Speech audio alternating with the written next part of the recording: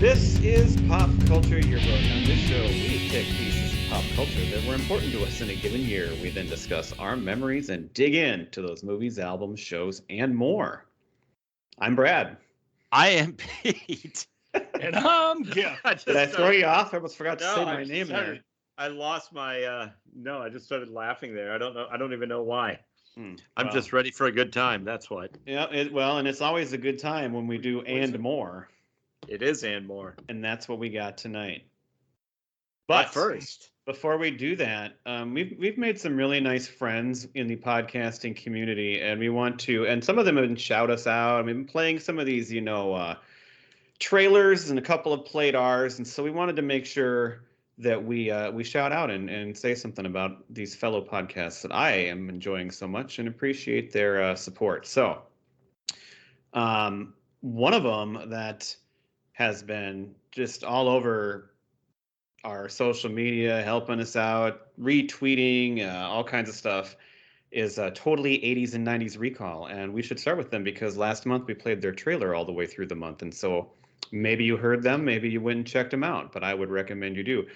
They do a lot of really cool stuff with movies and music from the 80s and 90s, especially I really enjoyed some of their music ones lately where they cover a lot of ground in an episode, and so they're really good.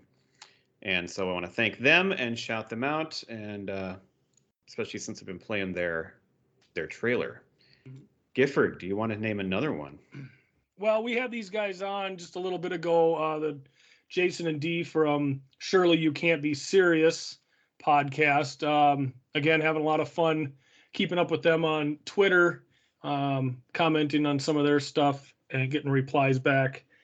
They're just a lot of fun. Again, their podcasts, they generally take two different items, say two different movies, and discuss both and kind of pit them against each other. And then they really don't argue, but they try to make their point for which one they like better. So excellent podcast. Really like keeping up with those guys on Twitter and listening to their pod. So yeah, a lot of fun there. So that was about 2 months ago they were on. If you missed that one, you should go back and check it out, and then check out their show because it's a wonderful show, and the two of the nicest guys, and they're also great supporters. Two more. There is a podcast called Generation Rewind, where it is mostly 80s focused on that one, and they have done so much on social media to help us out too, as far as like including us when shouting out podcasts, and they've talked about us on their show a couple times and mentioned us by name, and it's another wonderful show. And the thing is with all these shows, they're all very much in the same realm as ours, and so that's why we all can get along so well, because we like a lot of the same topics, have a lot of the same nostalgia and wonderful memories of the past. So Generation Rewind, can't thank them enough. And then finally, there is one that I had seen a couple times but hadn't really listened to yet, but I checked out Children of the 80s, and I'm going to definitely keep listening to that one now for a while. And they are a husband and a wife, as far as I can tell, unless I totally missed something there. But they do a wonderful job, and the episode that really hooked me is they did an episode on the country music in the early 80s that crossed over into the pop charts. And they talked about Elvira and the Oak Ridge Boys, and they talked about Sylvia. You guys remember Sylvia? She sang Nobody. Mm-hmm. I've said before, I actually met her at the Lincoln County Fair and got her autograph. But they're throwing out these people that I didn't expect, and it was just a wonderful topic, and they're very engaging and fun to listen to. And they've also been supporting us a lot online. So we want to especially talk about those four podcasts tonight. They all kind of fit together. We all talk about a lot of the same type of things, but everybody has their own spin on it. So thank you for your support, and we'll keep listening, and hopefully we'll get you a few more listeners, and maybe some of yours will check us out at the same time. Yeah, plenty of nostalgia to go around. Plenty of nostalgia, and everybody has their own. You can watch a movie, and we can all have our own different. We can all love it, but all have different reasons and things for loving it. Oh, by the way, speaking of that, we hadn't had much to watch lately, and I've been having this itch to watch When Harry Met Sally, and Kim agreed to watch it the other night. Mm-hmm. I'll tell you what, that movie's every bit as good as you remember. Yeah, it is. And she had only seen it like once, she said. So I was dumbfounded at the end when she was like, didn't really know it that well. So my God, that movie is wonderful. It is. Meg Ryan is a national treasure okay. at that time. It's just she still is. I would consider once you're a national treasure, you're that's true. She is a national treasure. But I mean, oh my goodness, it was so good. So yes, if you haven't watched When Harry Met Sally, check it out. Yeah, we can wait. All right, Pete, what are we talking about tonight? Hey, Brad, you know what's one thing I love? Trivia. And more. Trivia, you got it. I got 1 point. I'm ahead. Yay. We've talked plenty on this show about how much I love, and I think you do, Brad, for sure. Gifford, you like trivia too, don't you? He's really good at making games. We have talked about Jeopardy on this show, and how that's kind of a comfort show for me at the end of the day. It comes on every day at 4:30, and I am quite certain that I would not have my love for Jeopardy and just general trivia the way I do were it not for Trivial Pursuit, which came out it actually was released in December of 1979. So I thought it'd be acceptable for a 1980 month. Just like The Jerk was. Just like The Jerk, so that counts. But it really didn't take off for a few years after that. But the official release date was December of 1979. So I did want to talk first. I'm going to read. I wrote a little bit of a synopsis. It includes a little bit of history, and then we're just going to kind of go around the room and chat about our memories of the game.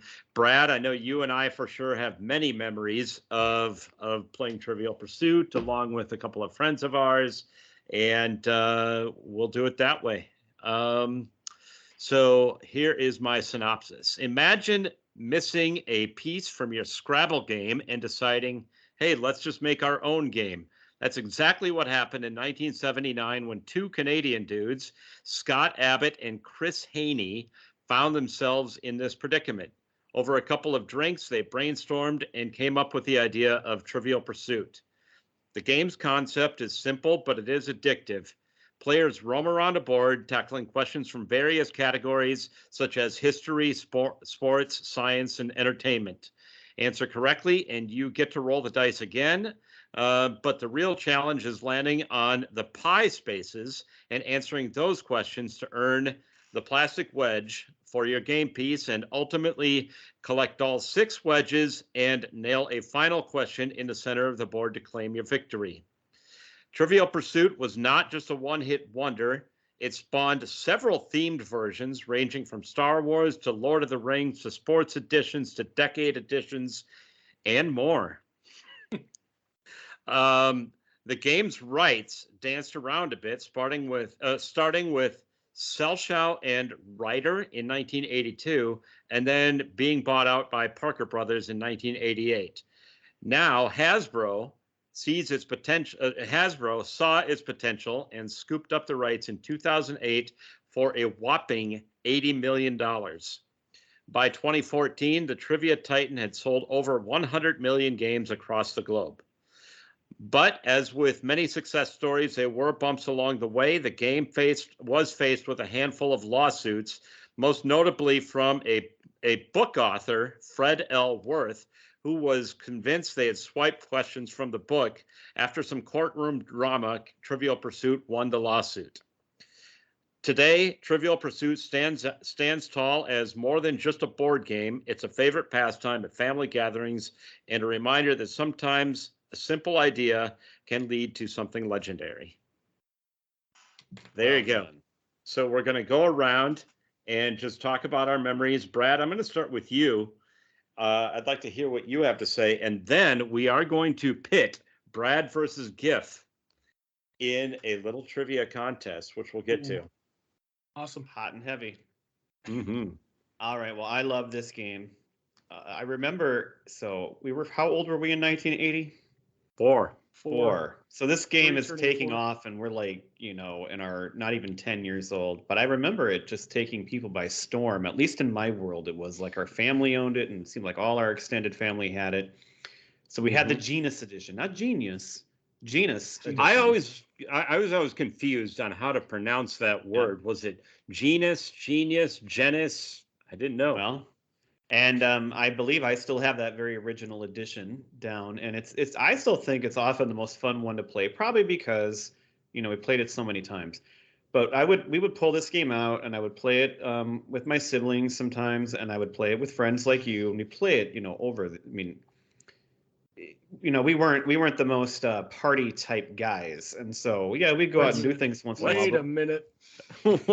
At least me, maybe not Gifford, but me and Pete and our crew, we would often be either home on a weekend or we'd come back from going to a movie or something, and we'd stay up late, but we'd whip out the Trivial Pursuit board and we'd be playing and asking each other questions. Sometimes until 3 a.m. Yeah. And so from that Genus edition, Spiro Agnew is part of the fabric of my life because it felt like he was the answer to so many questions. And it's like, and Rockefeller, those are two that seem like you could always just go with a good guess on one of those two. So I also own several future versions, but like I said, I still think the original might be the most fun to play. I have great memories of playing with you. We did play it. We have our group where we have 94 versus 95 graduating years, and we had a big thing. Just what was that, about 7 years ago? Oh, and we got to do another big competition of us three right here on this podcast against three of our friends who are a year younger, and one of the main competitions within that big competition was a Trivial Pursuit game. It was the last competition, which we of course won. Yes, of course we did. But my best memory of Trivial Pursuit, I'll just share one good one here, is we were in Des Moines in sometime in the mid 80s. And so I actually had two aunts that lived in Des Moines, and we were at my aunt and uncle's house in Des Moines, one of my favorite places in the world because it was the coolest house, I thought. I just loved to go there. But there was a night where all my aunts and uncles and my parents were playing Trivial Pursuit, and I can still picture us sitting around. They had kind of a kitchen, not more of like an island type, like not a table, whatever. Anyway, it was attached to the wall. But we're sitting there, and I'm really young. I'm probably like 8 or 9 years old, and so I'm not. Maybe there were other cousins, and maybe they were out doing things. But I'm just sitting there watching, and I'm always an old soul. I like to watch and hang out with them, and kind of try to be a part of it. So I was on a team, I think, but I wasn't doing much. But then a question came up about Linus and Lucy from the Peanuts, and it asked what their last name was, and none of the adults knew for sure, and they were looking at me. And I was like I said, I was like 8 years old, and I knew what the answer was, but I couldn't think of it. And so they're all looking at me, and I'm like, hang on. And I sat there and I thought, and they were about to move on, and time almost ran out, and I yelled out, Van Pelt. And I felt so proud because I was able to answer a question, and I thought of it. And I mean, this is like how many years ago? Almost 40 years ago now. And I remember that. And I specifically remember that game and that question. And I did it, and I was so happy, and it was fun. So that's awesome. My specific memory of Trivial Pursuit right there.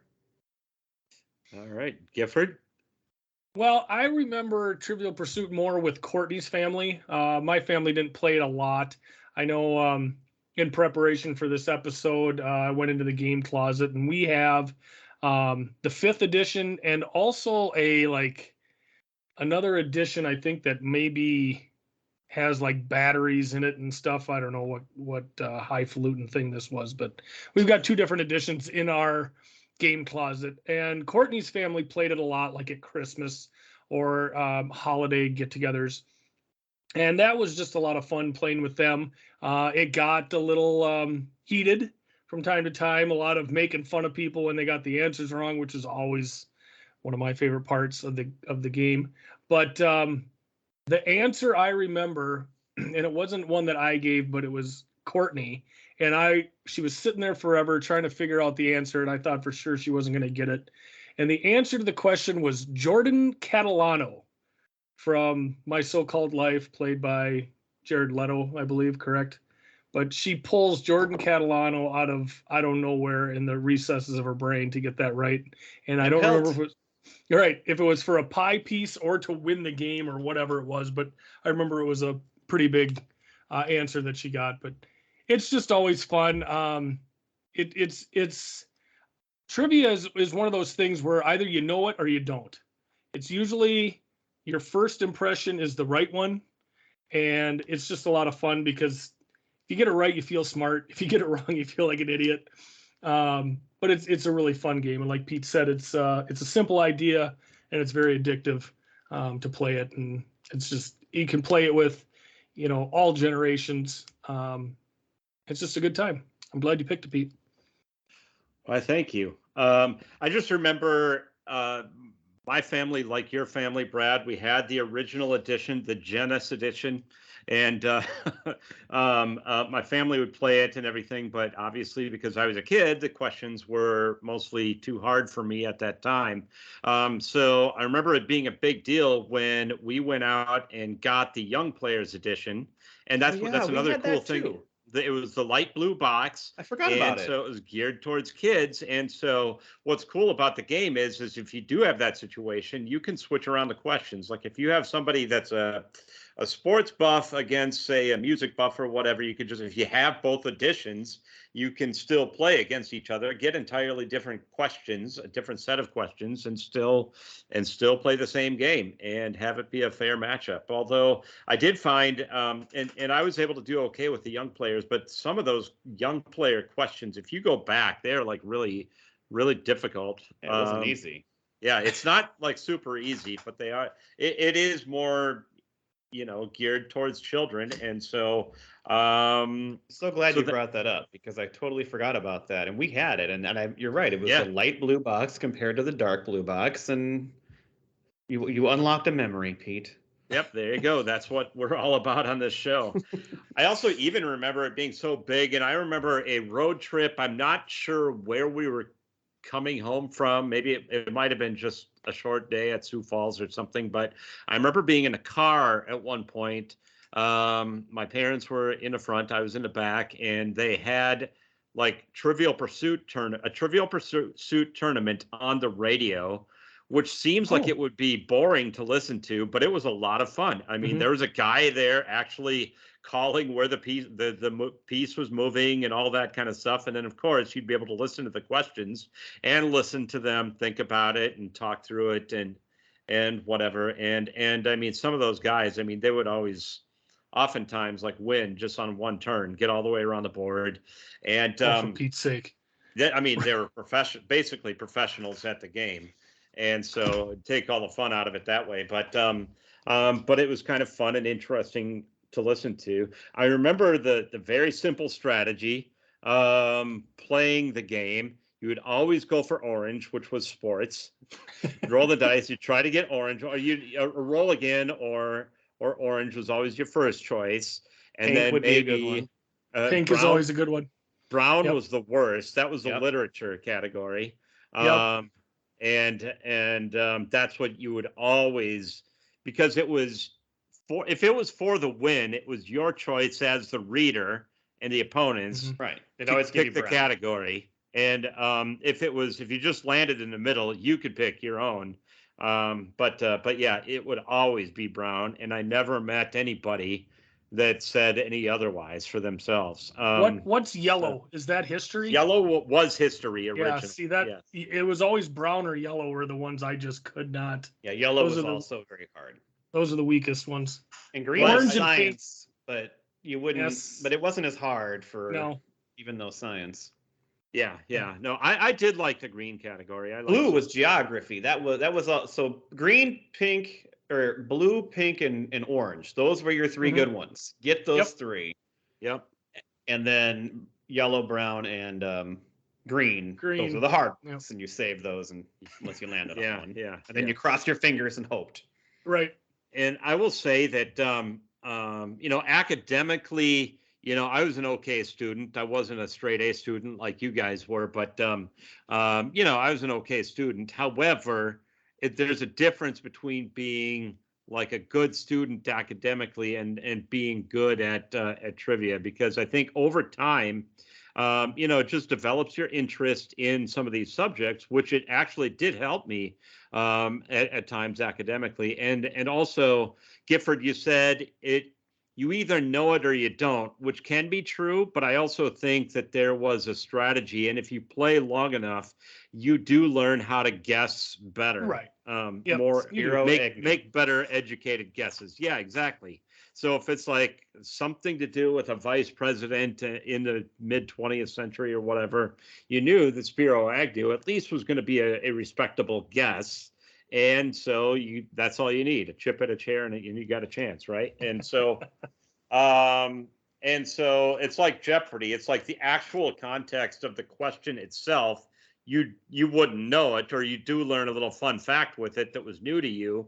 But you also learn how to throw an educated guess out there, and you can get them right, a certain percentage of the time. So, but yeah, it was always fun.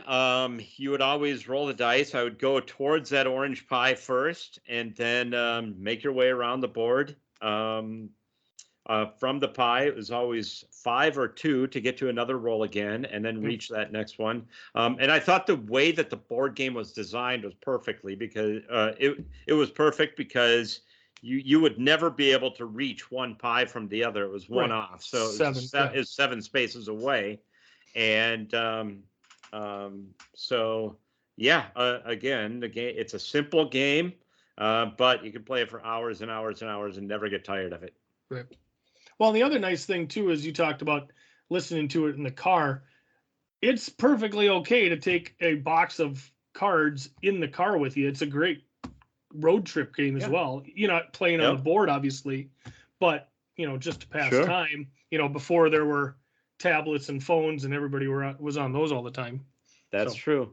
Oh, you know what? By the way, my biggest pet peeve, literally one of the biggest pet peeves I have in the world, is that people that do not properly know how to remove the card from the front and put it in the back of the box. And you play with people that don't play, and they pick a card out of the middle, and then they'll put it back in the middle, and then the question is going to come up again right away. That's just chaos. Come on. Yeah, it is chaos. Come on now. You're not wrong. Right. Exactly. Anybody else have anything to say before we jump into the game itself? No, ask me some questions. Yep. Okay. Get into it. All right. So I'm going to explain to the audience what we are doing here. Explain to me. Is that okay? So Brad versus Giff. Each person will get one card, and we're going to go alternating. So we are, by the way, because we are Pop Culture Yearbook, we graduated in 1994 in the 90s. That was our favorite decade. We are going to play the 90s edition of Trivial Pursuit. I'm going to ask you alternating questions one at a time. And so to start from the top, so you'll each get up to 5 cards, depending on time. We may shorten it, but if we're having fun, we'll do all 5 cards. And so we'll figure it out as we go. I do want to read the categories before we get started. You're always going to start from the top. The categories are pink, which is oop, meaning mistakes and mishaps. Yellow, technology and anything new. Brown, which is viewing and the stuff you watched. Orange is fads, fashions, and trends. Green is the hard news. And blue is leisure time and fun. They really changed those categories around, and I don't like that. And so the whole category is called mistakes and mishaps? That's correct. That's weird. Yep. Seems oddly specific. So, and Pete, you're gonna keep score for us here, and if one person doesn't get it, the other has a chance to steal? The other has a chance to steal. That is correct. And I have no phone out. Oh, yeah. Good call. Well, I do, but it's my games I'm going to be picking later. I'll turn it off. All right. And each card, by the way, is a specific year, and I'm like shuffling under the table here, and it'll be random draw. So whatever you get, and don't make a fit. All right. Sounds good. Brad, we are going to start with you. Oh, sure. Well, I'm ready. Maybe I should have done No, that's fine. Okay. I come first alphabetically. Your card is 1991. Oh, wonderful. We've discussed 1991 on this podcast. Boy. All right. And then we'll do Gifford's question, and we'll go alternating. So, Brad, your first question. What sleazy magazine earned publisher Al Goldstein membership in the National Press Club?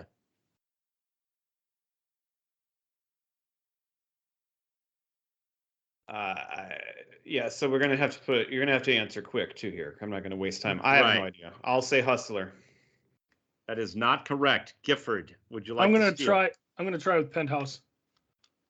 That is not correct. The answer I was looking for is Screw. Oh, Screw. Brad, I was going Hustler too. Never heard of it. I never had either. Gifford, your year is 1990. Okay. What rocker's 3-week marriage to a daughter of an Everly brother was no bed of roses?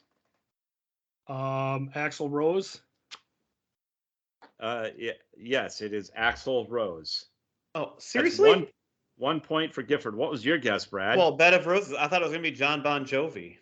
Well, I would have said John Bon Jovi too for the same reason. Axl Rose. That seems like a really obvious answer when it's in the question. That's what I'm saying. Your first guess. or Well, your I first would have said inclination. John Bon Jovi as well Yep. because of the. Okay, Brad, back to you. The category is now technology and anything new.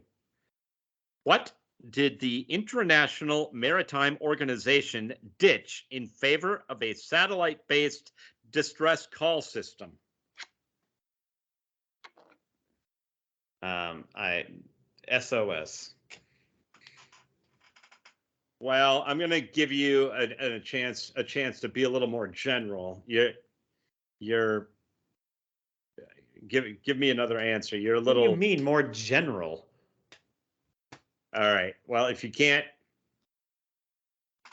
you're on the right track. I'll say that, but you're kind of right, and I cannot give it to you based on that. I'm giving you a second chance here. I don't even know what you're. Whatever. All right, Gifford, chance to steal. Morse code. Morse code is correct. So there you go. Gifford, the question is to you. Yep. What Bay Area group did cyberhead John Perry Barlow pen songs for before helping create the Electronic Frontier Foundation? I have no idea. Brad? Brad. I will guess Green Day. That is not correct. The correct answer is the Grateful Dead. Ah. Bay Brad. Area. Dang it. Brad, the question is to you. Viewing and the stuff you watched. I'm pulling for you, Brad. Seinfeld. He already What? guessed. What animated sitcom clown is the son of a very disappointed Rabbi Hyman Krastovsky? That's got to be Krusty the Clown. Krusty the Clown. Brad is on the board. Okay. Well done, Brad. Oh, thanks. Gifford. What star of Henry and June is named after a Hindu goddess of light and beauty? Of which show? Sorry. Henry and June. What star of Henry and June? I got a name I want to say. 3, 2. I'm good. 1. I'm done. Damn it. Brad. I have no idea. The correct answer is Uma Thurman. Oh, Uma okay. That's Thurman. not what I was thinking of. There you go. Brad, the category is now fads, fashions, and trends. What did Charlie Sheen install in his Malibu abode to speed up trips from his upstairs bedroom to the living room? Well, I got 2 different things I could probably choose from here. I'll say an escalator. That is not correct. Gifford. A slide. No, both wrong. A fireman's pole. Fireman's pole. Slide down a fireman's pole. That's a slide. All right, Gifford, to you. What forbidden dance, allegedly from Brazil, was actually a Bolivian folk tune popularized by a French pop group? The lambada. God damn it. Wow, the lambada is correct. Why is that hard to? Well, Brad I knew knew it. it, but I didn't think you'd get it. It's the forbidden dance. The I know, but lambada. I just thought you were gonna blank on it. That was my hope. That's like Uma Thurman. Yep. The score is now 3-1 in favor of Gifford. Brad, the category is the hard news. The hard Oh, news. goody. Right up my alley. What traffic violator did George Holliday videotape in a 1991 encounter with LA cops? Rodney King. Rodney King is correct. Yay! Well, no kidding. That's a weird. Sorry, way to I word got the it right, question. Giff. Yeah. Well, you get crusty, you get rotten. Can't we all just get along? He's complaining. He should lose a point for complaining about a dumb game. There's complaining All right. is my birthright. All right. Gifford, who became Britain's longest continuously serving prime minister of the 20th century? I'm going with Margaret Thatcher. Margaret Thatcher is correct. All right. The last question on the card in Leisure. round one. Leisure. All right, Brad. What band based its song Jeremy on the classroom Pearl Jam. suicide of high schooler Jeremy Wade Dell? Pearl Jam. That's the correct answer. It is Pearl Jam. Gifford, last question from All round one. What band's Thick as a Brick album earned them a place in the Brick Manufacturers Hall of Fame?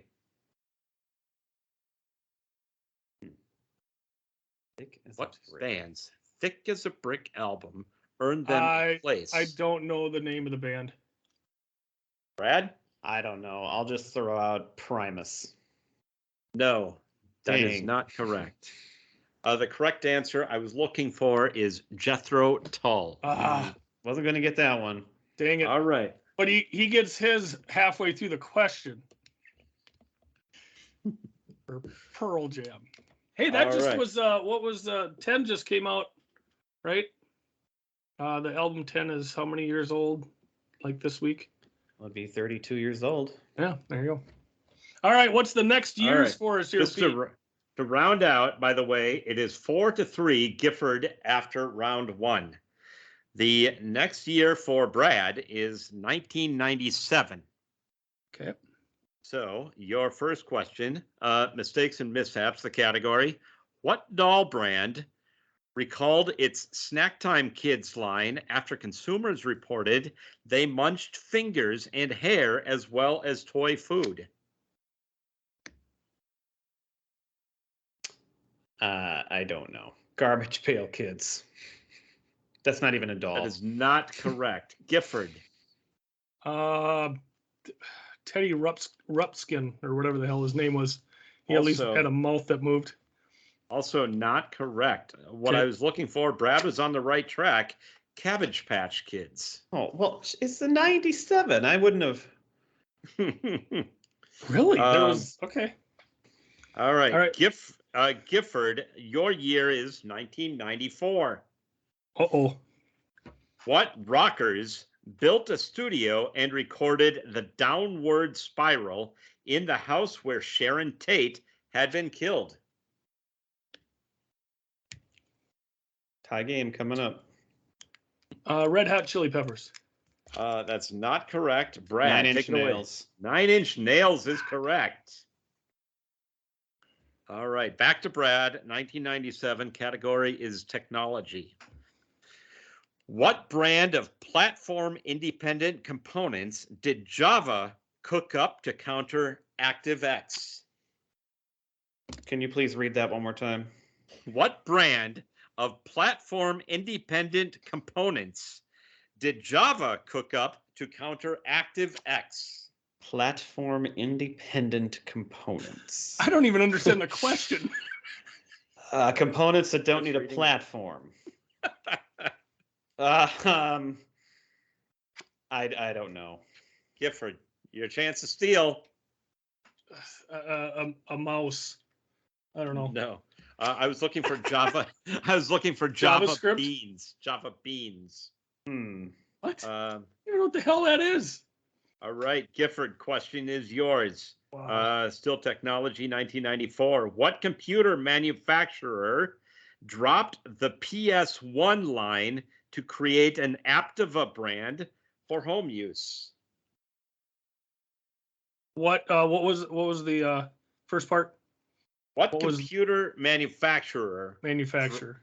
dropped Okay. the PS1 line to create an Aptiva brand for home use? I'm gonna go Dell. No, Brad. This isn't right. I'm sure. I'm just gonna say Sony. No, I was thinking Sony. That's as what I well. was thinking too, but it didn't seem right. IBM is correct. The IBM Aptiva. All right. Brad, question is yours. What? Oh, by the way, viewing and the stuff you watched. Oh, good. Here we go. What Friends. What animated doofus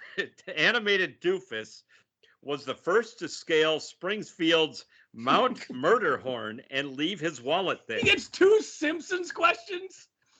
We Well, don't know it's The Simpsons. I don't know how many doofuses there are, so I got to go with Homer It is Homer. Simpson. That, by the way. Yes, I was going to give you that. Gifford, what cable hit was all about, quote, what happens when people stop being polite and start getting real? The Real World. The Real World is correct. Wow, you're on it. Brad, the category is trends. What restaurant chain, after much debate, named its fruit smoothie the Fruzel?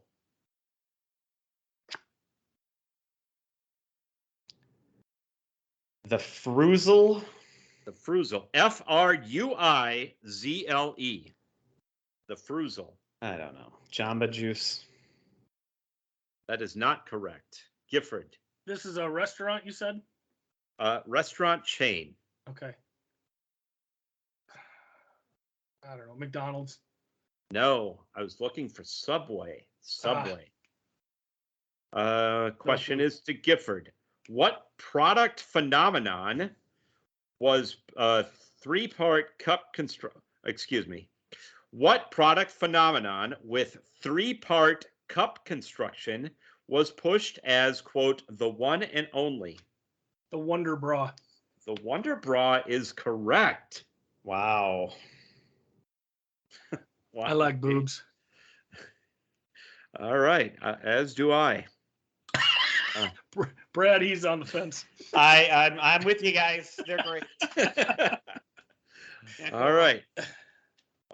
What question is to Brad, by the way? News. What nation didn't let its lack of a Japanese embassy deter it from naming Sidney Poitier its ambassador to Japan? What nation didn't let its lack of a Japanese embassy deter it? No, Gifford. You like to steal. This is to Japan. Ambassador to Japan. Yeah.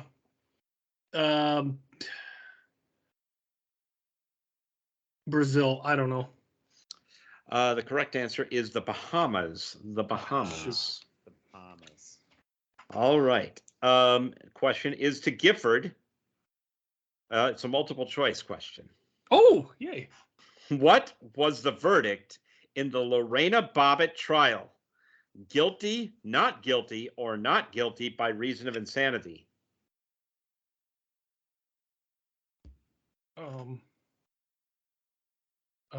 Not guilty? That is not correct, Brad. Now I get a 50-50 here. It's like Right, Who I Wants to get a Be Millionaire? 33% chance. I'm gonna go with the insanity one. The insanity one is correct. Yes. Not guilty by reason of insanity. Is it All right. 6-6 right now? I have 1, 2, 3, 4, 5, 6. 2, 3, 6. 6-6. So maybe this should be the last question. Well, we could do. Gifford, what are your thoughts? We could do one more. I'm more interested in how we're doing on time. I figured that was our deal. Yeah. I start the timer. We can let's do a third card, and I think we're doing okay on time. Okay. Because it'll be fine. What M&M city? Excuse me. The question is to Brad, and it's leisure time. What was Eminem sitting on when he came up with the name Slim Shady? Was he sitting on? A windowsill. Gifford, chance to steal. That is not. I'm correct. going with a Slim Jim. That is also not correct. The answer is a toilet. A toilet. Slim Okay, Shady. so now we're tied. Maybe we should do sudden death. Hey, I get my question. Oh, you got one more. Right. Well, I could win then. Yes. Okay. All right. We can make this the last question. What new age bestseller by James Redfield spawned the sequel, The 10th Insight? One more time. What new age bestseller by James Redfield spawned the sequel, The 10th Insight?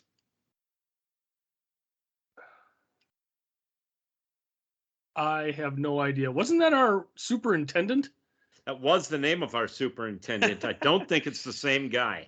I feel like there's a book maybe called The Ninth Gate. Ooh, that is not correct. God damn it! What is it? The Celestine Prophecy. Oh, that's not. Oh, of course. So now we got to go tiebreak. We're going to go one question at a time. A steal would give you the win. So, yes. But if I get it, then Gifford gets his question too. That's correct. Right. That's Okay. Here we go. All right. Tiebreaker. All the marbles. Exciting. All right, but it's going to be, we're going to read them all off the same card until we have the same winner. Way. We're not alternating. So awesome. Nice job, right. Brad. You're a worthy opponent. The year I have drawn platform independent component. Right. Just shut up and let me read. The year that I have drawn is 1996. 1996. All right. So the first question from the mistakes and mishaps category is to Brad.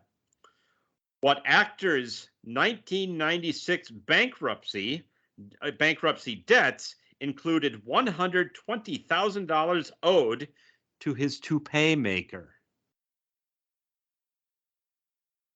He owed $120,000 to his toupee maker. I wish I should be able to come up with a guess. You'd think. I can't even come up with a guess.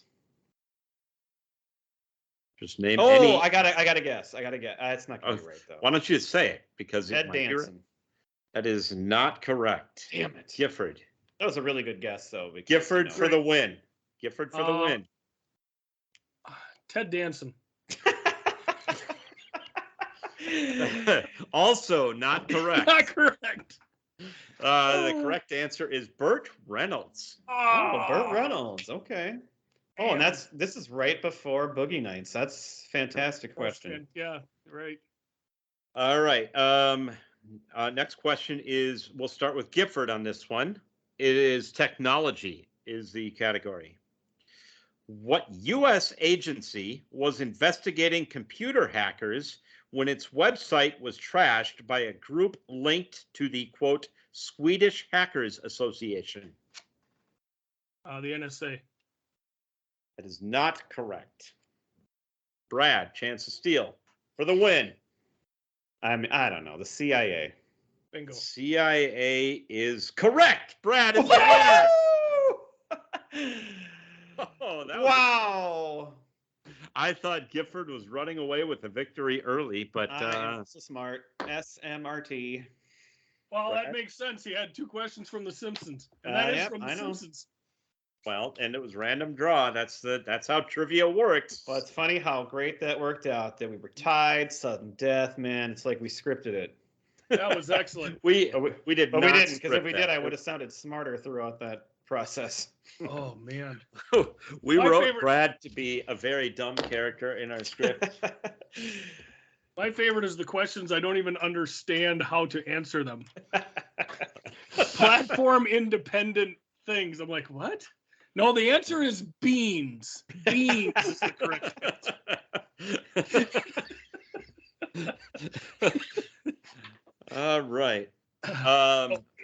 exciting. Brad will have to come up with some kind of prize for you.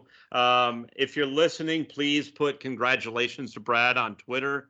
He will love to see it. And yeah, an amazing comeback. Yeah, especially after losing all those poll votes to Gifford. I got him back here when it really mattered. That's That's right. right. This is what matters. It's This is brain against brain. I mean, this is what matters. That's right. That's Well, why I'm not gonna lie. compete. I feel you actually earned it more. My questions that I got were quite easy, and you got some right that I should have known, but I would not have gotten right. So I actually feel you were more impressive coming from my perspective. You are a gracious I think the greatest Wow. moment was the Lambada question. I never would have gotten and that's that. the one I thought I'd get. right? Yeah. Well, there you Those go. were good questions, Pete. You picked some good cards Thank you. for us to Cards. take a swing at. So nice job. All right, how are we gonna wrap this old episode up, Pete? What we're gonna do is, because not only do we love trivia, we all love board games, right? Am I right? Absolutely. So A lot of Am I right other or board am I right? games. we love to do drafts on this show, and we love to do board games. So we are going to draft our all-time top 5 favorite board games of all time. You know what we should have done before? Yeah. So Pete gets to go first, but me and Gifford played off stage before. Who would get to go second? But we should have had the winner of the game. Oh, that would have been. I would be willing to give up my second spot. Is for that the my winner. prize then? I Yes, get to go there it second? is. Yep. That's your prize. All right. You get the second. You take the second spot. I think that's a great idea, Brad. That is very logical, and To I the like victor logic. go the spoils. On the spot show planning. Thank you, Elaine. You are the loser. To the victor belong the spoils. In the victor go the spoils. All right. My first pick in the all-time board game category is Monopoly. Oh, he's not going to You're not Pursuit. picking Trivial Pursuit. Wow. No, I think Monopoly, that's another game that we have many memories. 3 a.m., games lasting until 3 a.m., and sometimes days at a time where we have to come back and pick up on it later. I think as far as all-time board games, I think Monopoly takes the cake.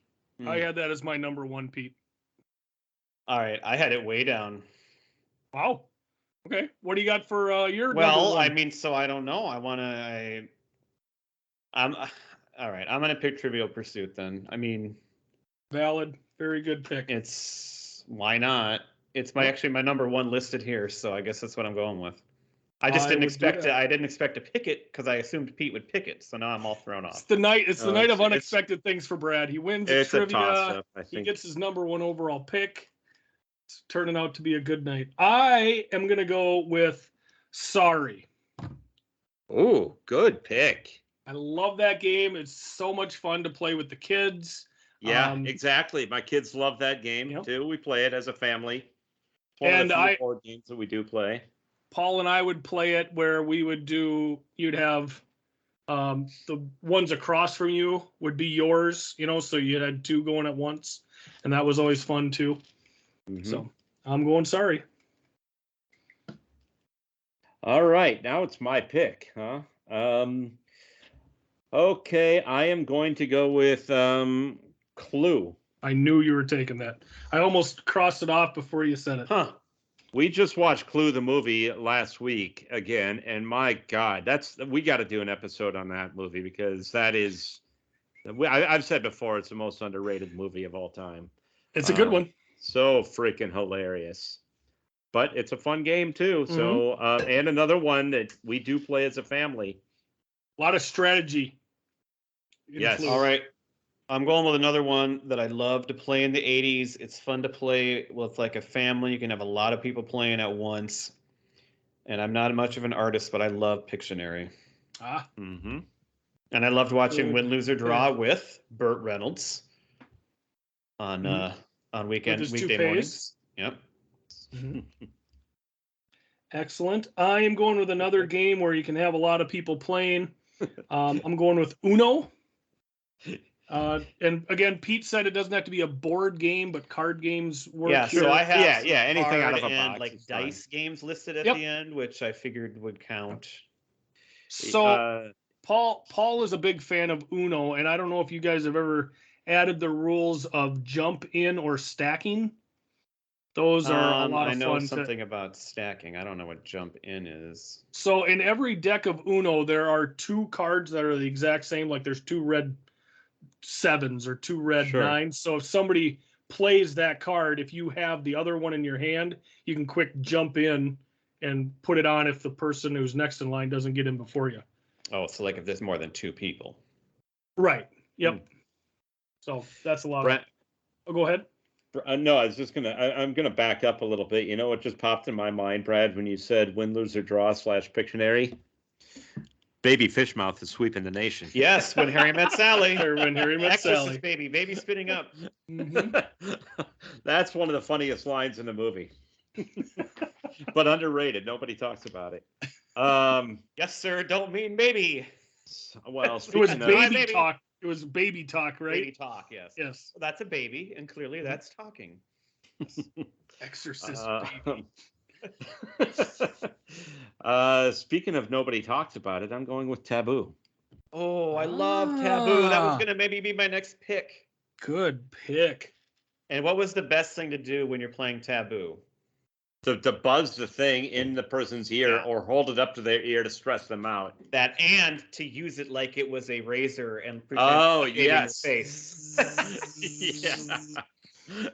Oh my God, Taboo is so There's fun. a lot of fun playing that game, that's for sure. All right, well, I'm going to go with one that is a similar type of game that we played a lot in the 90s and into the 2000s, actually, with our, like, this was huge when we were, like, young adults, and that is Catchphrase. Yep, You got to the other throw one. that thing around the circle and get rid of it before the buzzer.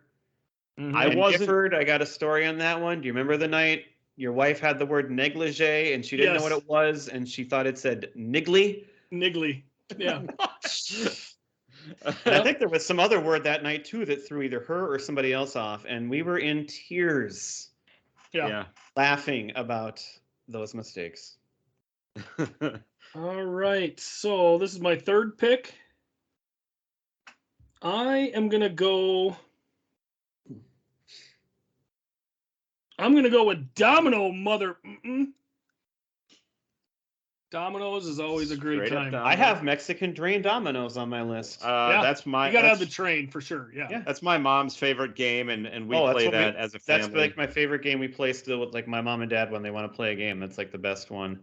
Yeah. Back to Catchphrase, the other classic one. I was thinking it was you, Gifford, but I think it was actually Jamie Norgard, our friend from high school. Remember Horse Doveries? Yes. That was him, right? Hors d'oeuvres. I still say that. Yes, that was Yeah. Norgard. Yeah, it was hors d'oeuvres, and he. Yes. Oh my God, that was Horse what's that? doors, Horse horse Dovery. doveries. Yeah. That's awesome. That was the other one. Pete? I'm going to go with one that is a good current game that we play as a family from time to time. Apples to Apples. Ah. It's more current anyway than some of the ones that we've Oh, yeah, mentioned it's been so around for a far, but while, it's a but fun it's- game. It is. Yeah. All right, good. That leaves me my number 5 overall here, which is a game I still love to play. It can also cause a ton of controversy about scoring and what counts and what doesn't count. Scattergories. Oh, yes. Oh, you're going Scattergories. Okay. What did you think I was going to say? Oh, well, I'm gonna my next pick. Okay. Love My next- Scattergories. That's a great one. My next pick is Scrabble. If you want to talk about controversy, That's what a classic. scores- Oh, like whether it's a word or not? whether it's a word or not. Yep. That's a good one for, all-time classic games like Monopoly. That has staying power, that's for sure. Still so many good ones. I am going to go with Risk. Never played it. That is one, Brad, No, me when neither. you weren't around, me and Griebel and Haken would play Risk, and we would have a game that would go on for Mhm. like weeks at a time. Days and days. Well, and right. that's from Seinfeld too, Newman and Kramer. Yes. And it was fun. I don't really remember how to play it, but I remember when you get into it and you kind of get locked and loaded in that game, it's a lot of fun and very stressful. All right, I'm going to go with a newer game. that we got. I don't know. I mean, it would have been in the last 10 years or so that we got it. I mean, who knows how old these games are at this point. But I love this game. It's a game of shapes and colors where you have to create things, and it's called Quirkle. You guys played Quirkle? I have No. not. Never played Quirkle. Pete hasn't played Quirkle, really? I've never heard of it. It's Sounds a great game. Sounds like a kindergarten project. the way No, you no, you describe would it. love it. It's not at all. So this is it, huh? Last pick of the draft. Yeah. Yeah. All right. That's it. So I am going to go with a game. I don't know if you guys have played it or not, but it's called Loaded Question.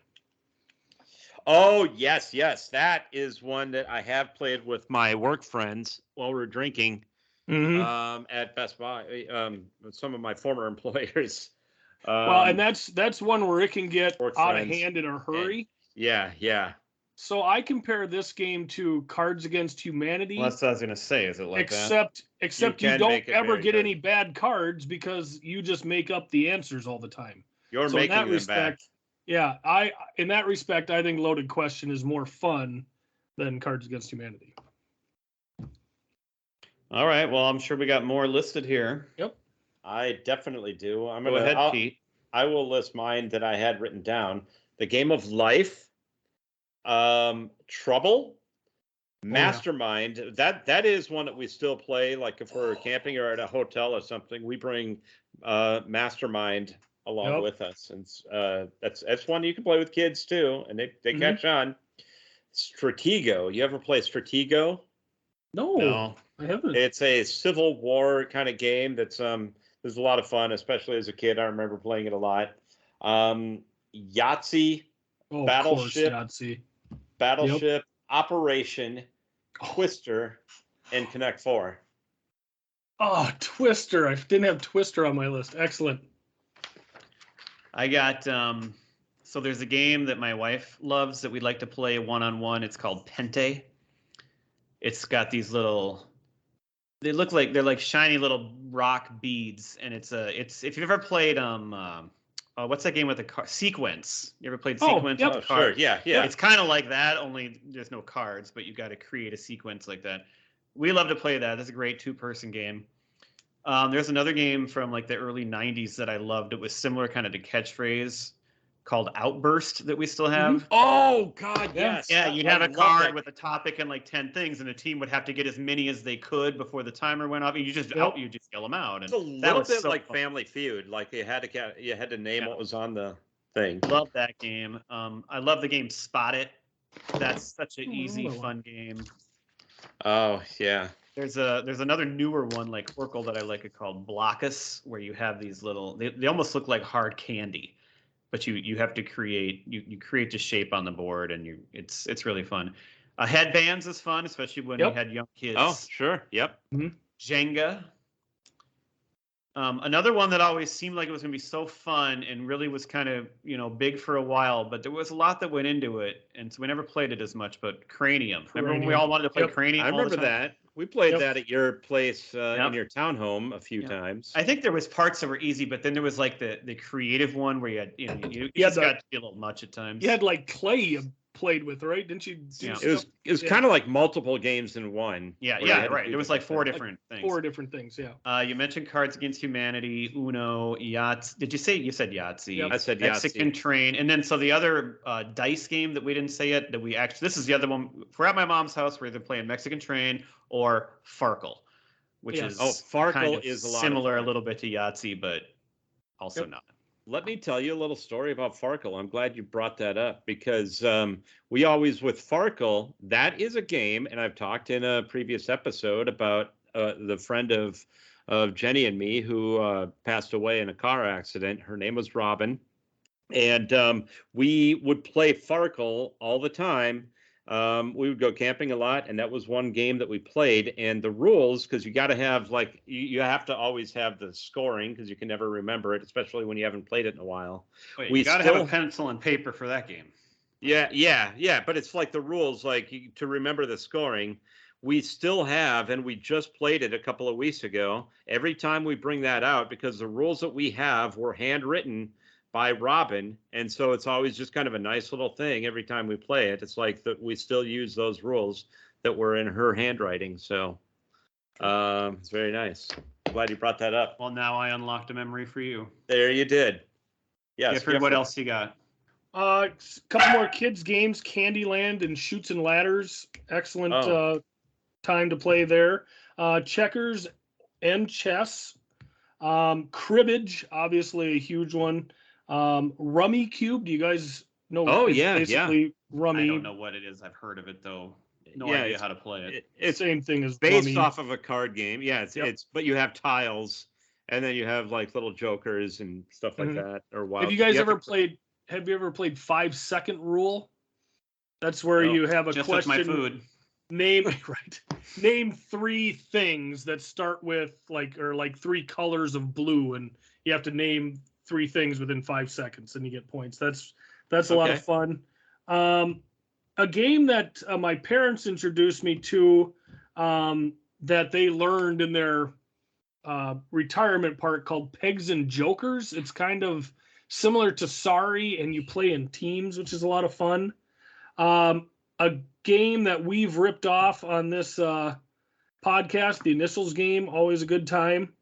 And then one that my wife absolutely hates and I love, we played it growing up. It's called The Farmer Game. I don't know if you guys ever saw this thing, but it's basically you go around the year and you play, and you can buy like acres of corn and hay and fruit and cattle, and you go around the year and you earn money based on how you roll. And I absolutely love the game. It's so my nephews and I will still play it when we go back to my folks. But I just love it. So I had to bring it up here. That's pretty much what I got. There's a similar game called To the Farmer Game that I think the way you described it, that I know that none of our listeners will have heard of this. You guys will have not heard of it. But the one person that will have, that this person and I talk about it all the time. He brings it up a lot, and we joke about it. We both remember Twin Rotor Combine. And it was, I remember that we had the game, and some people around Tyler had it.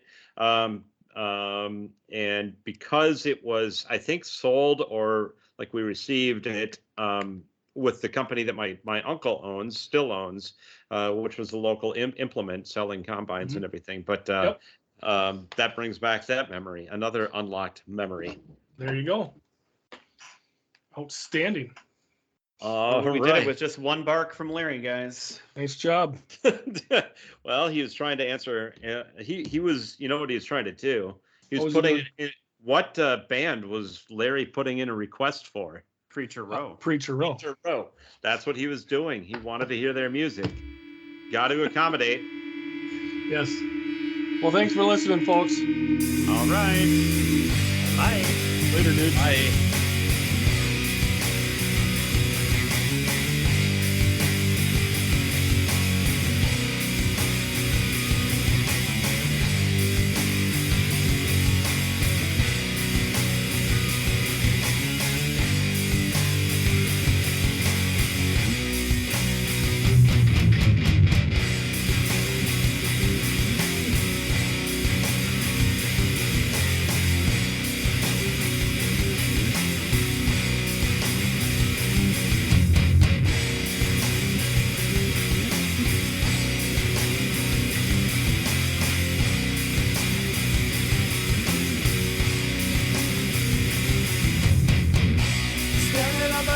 No one's here to comfort me. Sorry for what I have done. Sorry that your son is gone. 7 steps and it will be my last. Next time, tell me on my back. I turn it up to you. I'm scared, but there's nothing I can do.